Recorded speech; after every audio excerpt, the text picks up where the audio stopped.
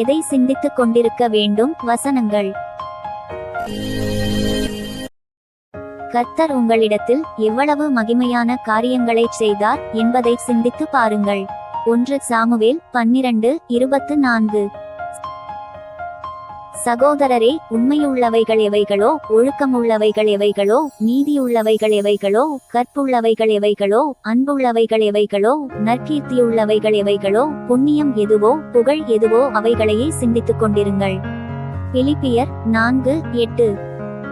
உயர வானத்திலும் தாழ பூமியிலும் கர்த்தரே தேவன், அவரை தவிர ஒருவரும் இல்லை என்பதை நீ இந்நாளில் அறிந்து உன் மனதிலே சிந்தித்து நீயும் உனக்கு பின்வரும் உன் பிள்ளைகளும் நன்றாயிருக்கும்படிக்கும் உன் தேவனாகிய கர்த்தர் உனக்கு என்றைக்கும் கொடுக்கிற தேசத்திலே நீ நீடித்த நாளாயிருக்கும்படிக்கும் நான் இன்று உனக்கு கற்பிக்கிற அவருடைய கட்டளைகளையும் அவருடைய கற்பனைகளையும் கைக்கொள்ளக் கடவாய்.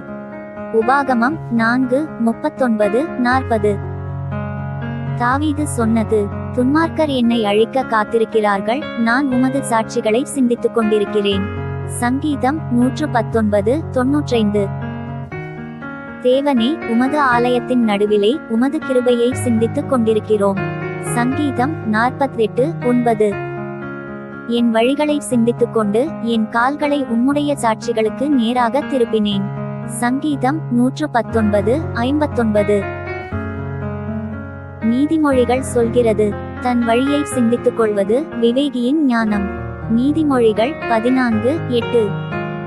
இப்போதும் சேனைகளின் கர்த்தர் சொல்லுகிறார்: உங்கள் வழிகளை சிந்தித்து பாருங்கள். ஆகாய் 1:5. உங்கள் வழிகளை சிந்தித்து பாருங்கள் என்று சேனைகளின் கர்த்தர் சொல்லுகிறார். ஆகாய் 1:7. தேவவசனத்தை உங்களுக்கு போதித்து உங்களை நடத்தினவர்களை நீங்கள் நினைத்து அவர்களுடைய நடக்கையின் முடிவை நன்றாய் சிந்தித்து அவர்களுடைய விசுவாசத்தை பின்பற்றுங்கள். எபிரேயர் 13:7. தாவீது சொல்கிறார்: வீண் சிந்தனைகளை நான் வெறுத்து உமது வேதத்தில் பிரியப்படுகிறேன். சங்கீதம் 119:113. வேதம் சொல்கிறது: துர்ச்சிந்தனையுள்ள மனுஷனை அவர் ஆக்கினைக்குட்படுத்துவார். நீதிமொழிகள் 12:2. துர்ச்சிந்தனைக்காரன் வெறுக்கப்படுவான். நீதிமொழிகள் 14:17.